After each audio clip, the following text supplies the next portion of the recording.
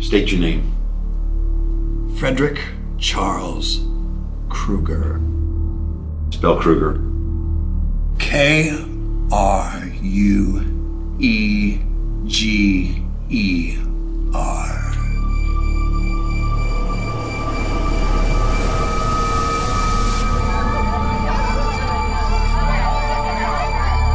You need me to restate the question? No, I'm the man you're looking for. Why did you do it? I came to this town with no money, no friends, and no future. You keep saying that word, future. What does that word mean to you? Without a future, officer, life has no meaning. I was never given a chance at a future. From day one, I was destined to be no one. We are what we make of ourselves. And I made myself the Springwood Slasher.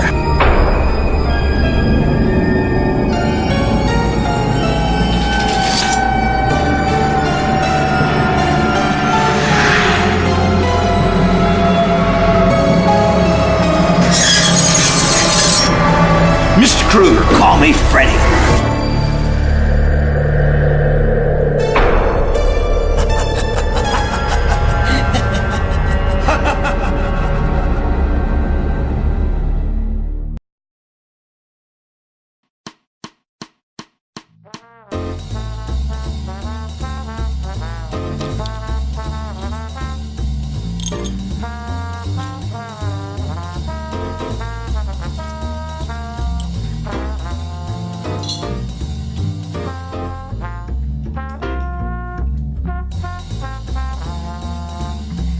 Gentlemen, the time has come once again to discuss things.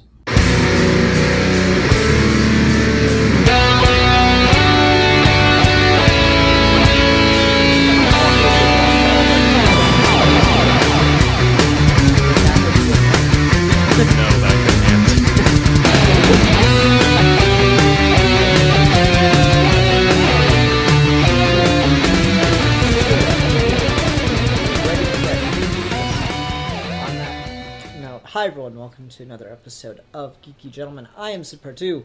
Joining me today is Rasco. Rasco is Modern Life. Hello, Rasco. What up? Not a lot. This is our final fan film review for Halloween, or Horror Month here on Geeky Gentlemen. Hope everyone has enjoyed our picks this time around. It's been interesting so far. So, Rasco, what are we closing out this year's iteration of Horror Month with? The Confession of Freddy Krueger. Is it Freddy Krueger or is it Fred Krueger? Oh, it might be Fred Krueger. I don't know. Yeah, I think it... I gotta look it up. This was one that I saw, from time to time as I looked for different fan films, and I'd thought about it. It is Fred Krueger, by the way. I'd thought about picking it, but something planned for Horror Month didn't happen, and so we didn't end up choosing this till the last minute, and luckily someone had requested it in the comments, so it all kind of worked out, I think, overall. Real quick background thing, for me personally, of the 80s slasher horror icons, Freddy Krueger is my absolute hands-down favorite. Love Freddy Krueger to death. What about you, Rasco? Freddy's not my favorite, but I do love from Freddy Krueger. Yeah. Well, in that case, what'd you think of this? I think this fan film is pretty awesome and very impressive. Yeah? Well, I imagine you're more impressed with it than I am, because this is kind of what you always want fan films to be doing. Yeah, pretty much. Yeah, this is it's interesting. It kind of felt like maybe the Joker interrogation scene from The Dark Knight inspired the initial kind of premise for this.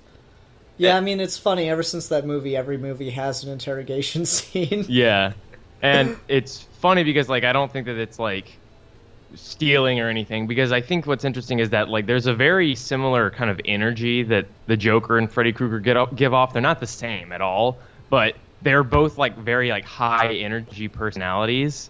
Mm-hmm. And so this scene kind of just like Freddy Krueger as a character kind of lends himself to that kind of scene. And the other thing about Freddy Krueger is like I feel that there are so many like different kinds of cool stories you could tell with Freddy Krueger. Like I remember me and you in the past were talking about like how some sort of cool like Nightmare on Elm Street reboot where like some sort of like author comes back to Elm Street and starts digging up the past, and because he's digging up the past, people start remembering Freddy Krueger, and that gives him power, and he comes back.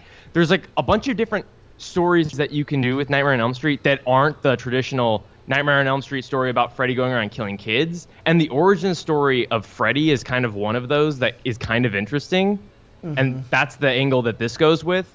So I think that was really cool, because I feel like Freddy Krueger has such a well-established kind of origin, even though like the magical component of it maybe doesn't necessarily work, but it's all dream related. So there's some It's so kind weird. of Like, has that ever been fleshed out as to like how he's able to come back? Because I don't think anything's ever really established that. I don't think so, but I think that maybe what's the one with Freddy's mother? Which That's Nightmare 3. does that establish, like, I don't know, it's got to be there's some sort of weird thing there. I don't know exactly what it is, because I'm not like the biggest Freddy Krueger fan. He's not the slasher that I know the most about, but I would assume that like you kind of relate it to dreams, where it's like in the Nightmare on Elm Street universe, we kind of pretend that dreams are more than just some sort of like thing going on in the mind, that they're somehow like kind of tethered to like this greater magical truth that exists, and that's where Freddy is. And it's like it's kind of it's weird because it's really vague, but it's vague in like a Stephen King kind of way where you're just kind of okay with it, because it's like Yeah, I just find it interesting that like we know what his background was before he became, you know, the dream monster thing. This interestingly, I listened to the director's commentary on this. This takes from a short story. You can see it credited to Jeffrey Cooper, I think, in the very beginning of the film.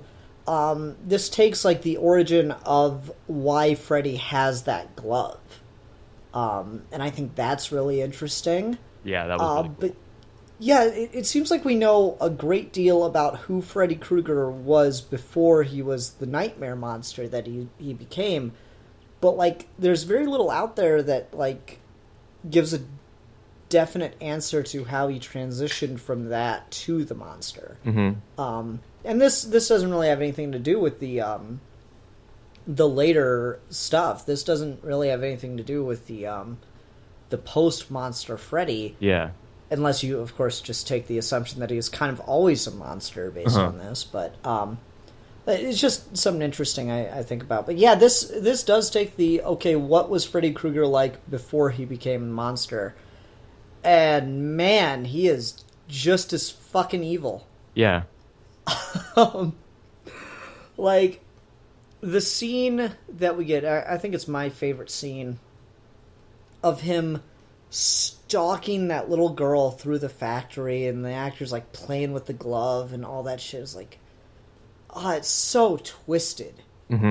It's you can see this, like, he comes off as such an absolute sadist, and I find it interesting that they explore that theme in this film. The idea that Freddy Krueger is a sadomasochist because he dealt with so much pain that he began to like it, and then he began to enjoy inflicting it on others.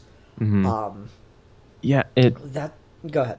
it's really interesting too to see Freddy being almost the exact same person even before he has all of his dream powers and things like that, because it makes him even scarier. Because like when you watch him kill people in A Nightmare on Elm Street or any of those movies, it's very fun, it's very theatrical, and he's having fun with it, and he's like giving a performance. And it's scary to think that he was doing the exact same thing when literally he was just going around killing little kids, just like randomly in a street corner, you know? Like, he was doing that even before it was all fun and theatrical. He was doing the exact same thing, just in the real mundane reality we all live in. That's what's really creepy about it. Yeah, I agree. It's really, really twisted. And again, when he's stalking that little girl through the factory, it feels like the dream sequences that they have before they really get to see him, you know? Mm-hmm. Yeah. And that's such an impactful way to show that. And then there's like just these moments throughout the film that kind of like flash to fantasy, and yeah, like you can just see this is that guy, you know, like when the detective sees him, just like in his mind, he's like got the glove on and he's playing with a doll, and like that's Freddy Krueger, man. That's the monster that he totally becomes. Interestingly, in the commentary they pointed this out. That really cool close-up shot where he's like rubbing grease and dirt on his face and talking directly to the camera. They just straight up quoted Charles Manson for that. Oh, that's awesome. Yeah, in like the most messed up way, and so yeah, Freddy Krueger really does fit into that whole wheelhouse of like the Mansons and Dahmers and stuff. So I really like the approach that they took with this. How did you feel about the way it was shot? I thought it looked really good. Like I thought that this one, I felt like there was just enough coverage. I felt like it didn't feel amateurish. I didn't feel like there were any of those kind of like excessively long shots that maybe went on a little bit too long or needed to cut a little bit early or like something like that. Like this is so, it's so like well put together, and the craftsmanship is so good. I don't know. There's like I have like no complaints from that angle. I don't have any complaints. I really, really like the look of this. Like, I remember when I first came across it, you know, with a lot of these fan films, you never really know the quality. You can have, you know, deceptive thumbnails, as we've discovered over the years. So what I'll usually do is I'll, like, you know, click on it and just bounce through the timeline really quick here and there to, like, make sure it actually looks, you know, like the thumbnail presents it. And with this, one of the reasons I held off on picking it for so long is because, for one reason or another, I only saw the shots in the interrogation room, and those have a very particular message they're trying to get across with the way they're lit. But, like, just out of context, it looks kind of, you know, it just looks overly yellow. It looks like when I shoot comic reviews, I just have the one yellow light on me. So it kind of looks like a David Fincher movie. Yeah, it's just out of context, it doesn't really look great, but in context, I think it really, really fits and gets those yellows and those sepia tones that, like, kind of surround Freddy Krueger a lot of the time. Yeah, it reminded me a lot of the movie Seven, and like a really cool way where I was like, oh, like that's a good place to draw from, like if you want to make this kind of weird, like prequel Serial Freddy killer. story. Yeah. It just really worked. It was like I felt like they were taking inspiration from all of the right places, and it was just really working. I also really liked a lot of the really high detail shots. Like there's this running thing with nightmare movies of Freddy Krueger making the glove. Like, you know me, my favorite Nightmare film is Wes Craven's New Nightmare, and, like, that opens with a shot of him making this new glove biomechanical hand thing, and then that turns out it's just part of the film. Yeah. And, like, that's just a really cool, like, trippy thing. There's a lot of, like, it's almost like fetishizing the thing, and I think that really fits with what the point of the glove is this, you know, devious little power tool kind of thing. And I don't know, there's so much iconography attached to that glove. It's really cool, but I like the whole scene where we get to just see him slowly build it. It's there's a lot of really great shots in this. I love all the stuff in the factories, like the street stuff is... Some of it's just okay, some of it's really good. Like, I like the scene in the alley with all the boys, which is the direct scene that was adapted from that story. And I just like the reasoning behind that's why he chose, like, a glove with 4 knives on it, was for the 4 boys that got away. Yeah. Excuse me. Just a lot of really cool stuff going on here. Yeah, I really like that too. And I love the shot where you just get to see the claw marks on the kid's side because it looked great. Yeah, they did some really good makeup work on this one. It's surprising not to see Freddy Krueger as like the burn victim thing. Hmm. And it's weird that they don't, like, this isn't a complaint, it's just a thought.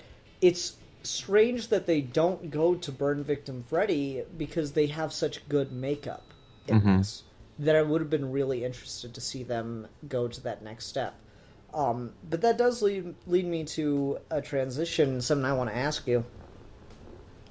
How do you feel about the end of this and the implications that has on who Freddy Krueger is, what the point of doing this in this film, what the point of the confession was in this film, and what the, quote unquote long-term implications that it has?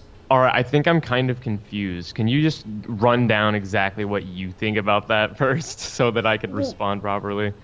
Well, like, it's just, he gets in the interview, and I was, really shocked that basically the first thing he says is, oh yeah, I committed arson, and also I'm a serial killer that's been killing all these kids.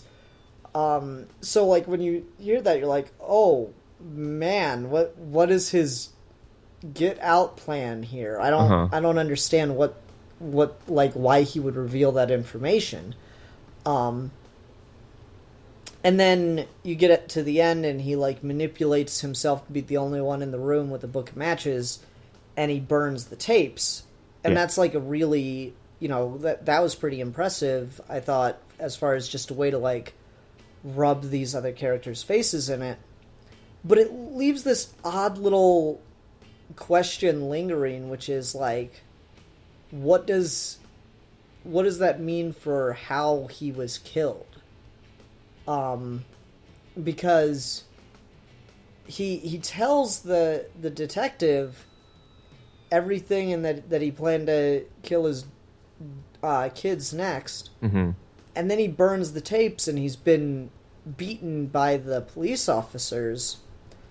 And from what I remember, almost everything with Freddy Krueger is he was released from custody on some kind of technicality. Like, he got away with it for one reason or another. But, like, if he gets away with it, he's almost like shooting himself in the foot as to the parents coming and finding him, with this whole confession thing. Yeah, so I guess that, like, there's no evidence anymore of him having this conversation with the police.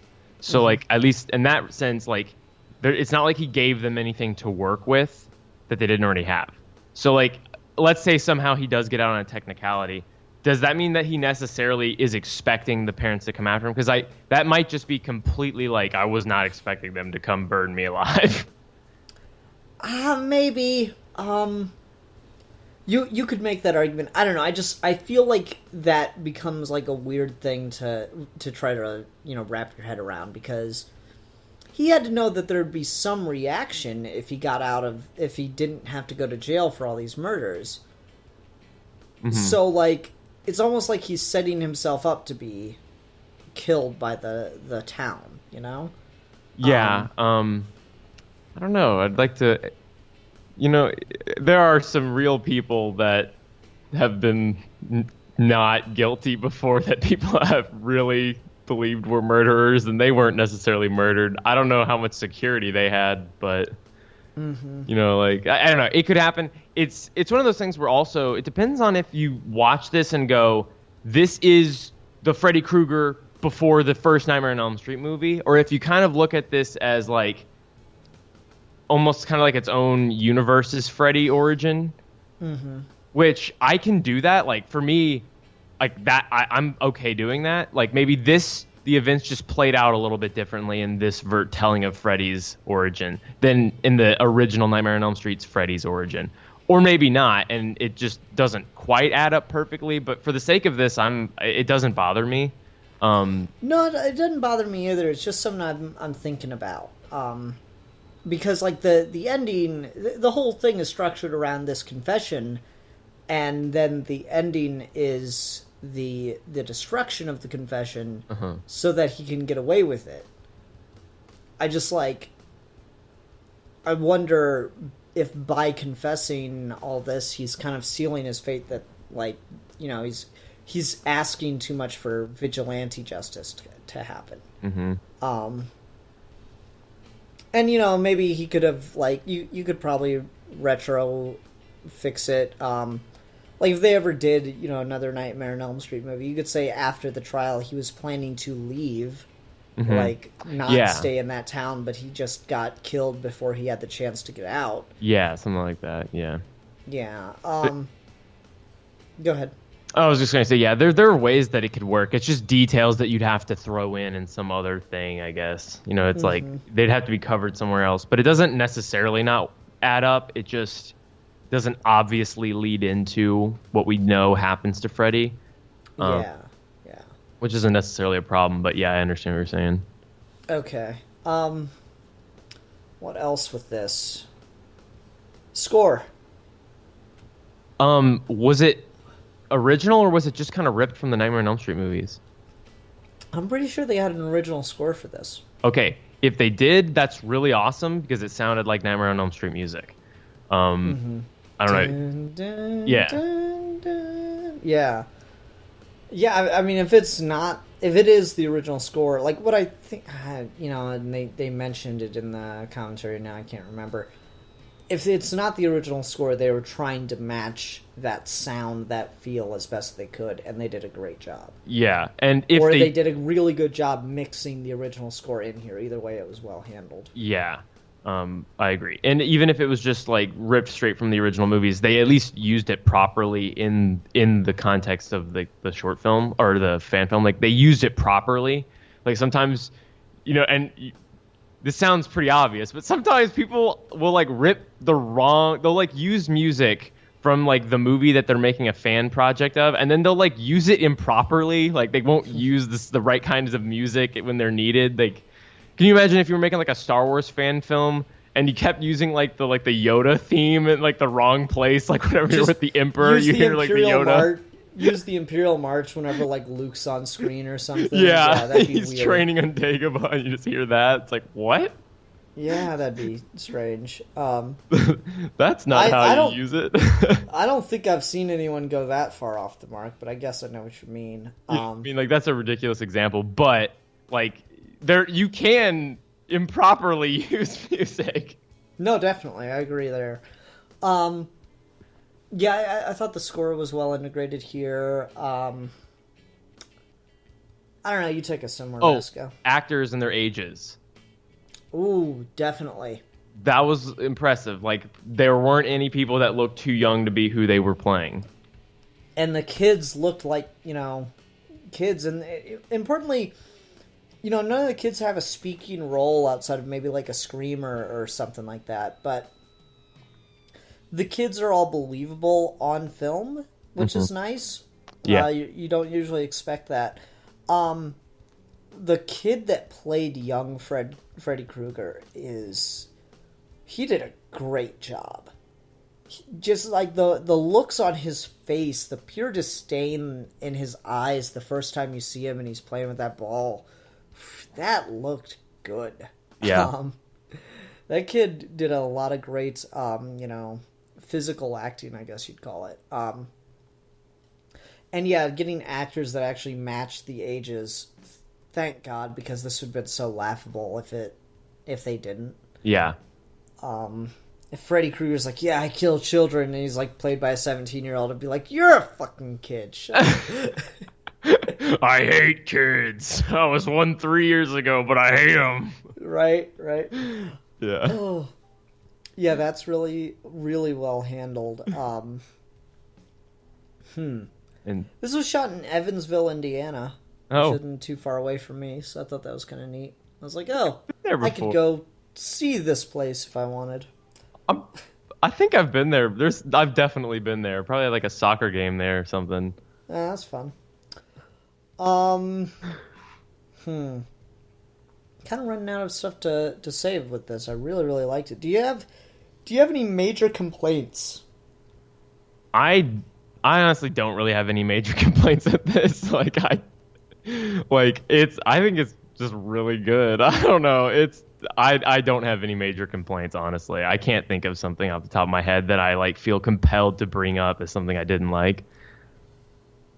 Yeah, me either. Like it's funny, I listen to their commentary and they point out all these things and I'm like, oh my god, why would you even care?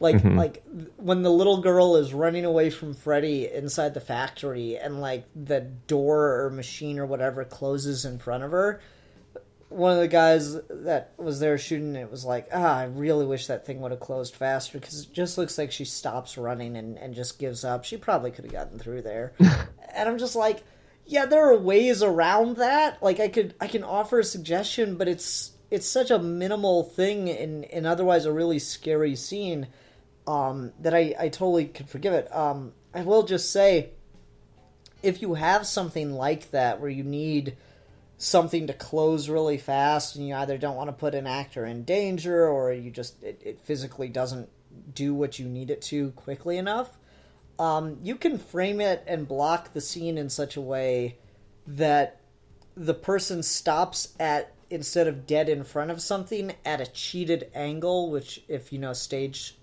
terminology, makes sense. But a cheated angle is when like you're facing the camera and you're looking at the object, and so just like it creates the illusion that you are facing the object. Anyway, you can have them stop at a certain point and then mask off part of the screen or part of the frame, and as long as they don't cross where you're masking the frame at, you can speed up the other side of the frame and it won't look unnatural. It's doable, and as long as stable shot, actors not crossing your mask barrier while your mask is up, you could have like split the frame right there and just had it closed, sped up that little section in post, reintroduced the frame. It wouldn't have been that big a deal. In any case, though, I didn't even fucking notice that as a problem, so it didn't need fixing. Yeah. And that's very, that's always true. Like whenever you make something, you're a lot more aware of like the areas where you either struggled or had a difficulty, and so you're more aware of that stuff than other people are. And so it's, to me, it's like it's not really a problem because other people don't notice that stuff right off the bat, and it's not something that breaks the illusion, right? Because it's all about like, did somebody notice that before you told them, and if they didn't, well, then it wasn't necessarily a problem. I mean, I wouldn't go that far. It could still be a problem, but it's not as big a problem as you're imagining, I'd say. Yeah, well, if you're not noticing it because it's a really obvious, if you're just not noticing something that's really obviously there, that's one thing.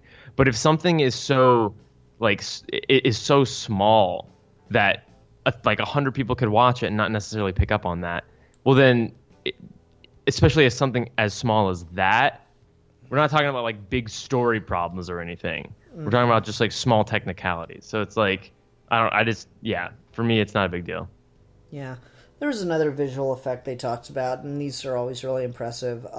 Since this is set in the 70s, they had to remove an internet port from the room in which they're shooting the confession. And it's only in 2 shots, but they had to digitally remove it. And it looks great because you can't tell. So, that's pretty cool. I guess something else we can talk about. This has a lot of Easter eggs. I don't know if you noticed them or not. So one of the missing posters that you see throughout the entire film in different locations is a poster for Bobby England. And it's actually a picture of young Robert England, which is kind of cool. That's cool. And then, like, you might get this better than I would. The matches that he gives Freddy is a Halloween reference. Oh, hold on. I didn't pick up on that. I didn't read the label. Yeah, it's like rabbit or something.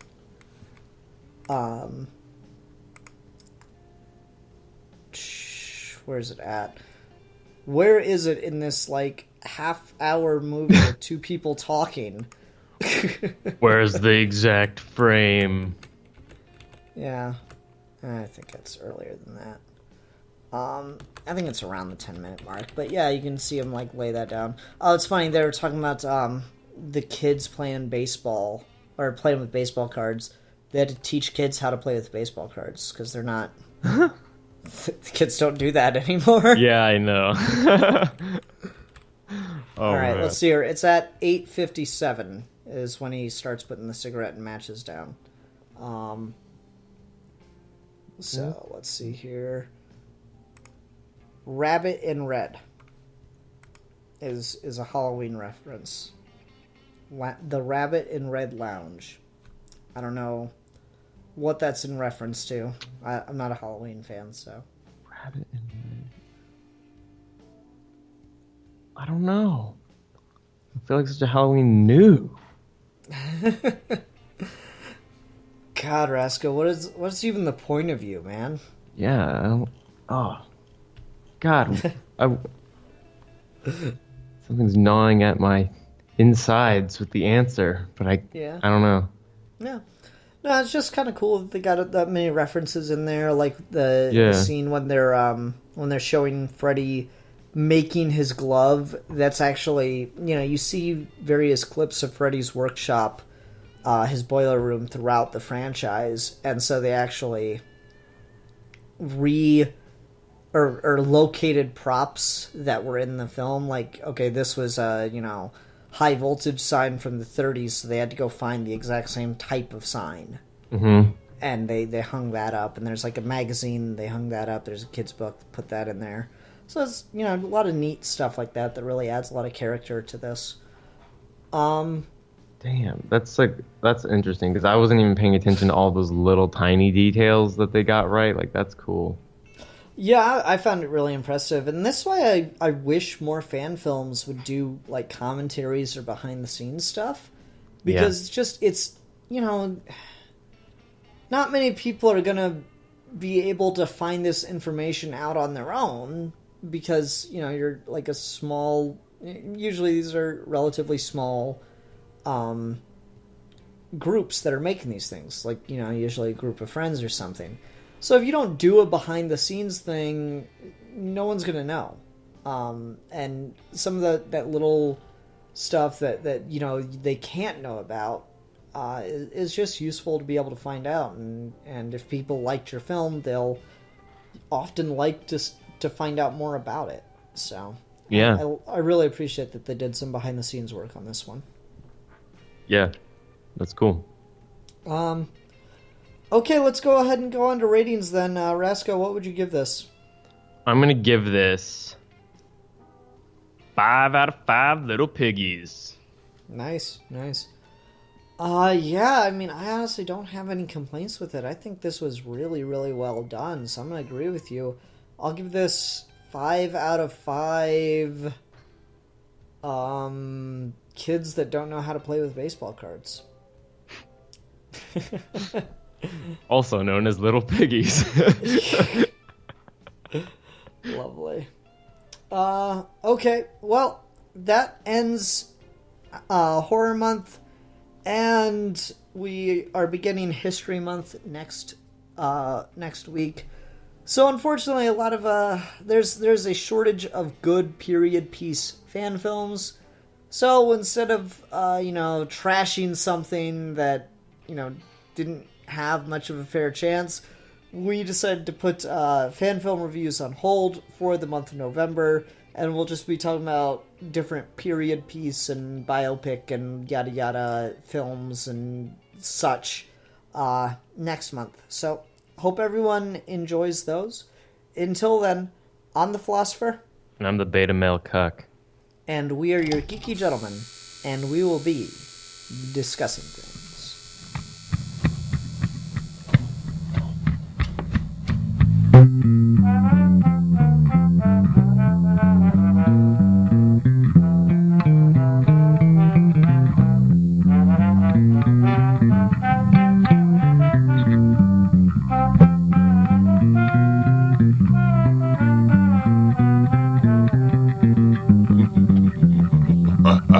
Ah!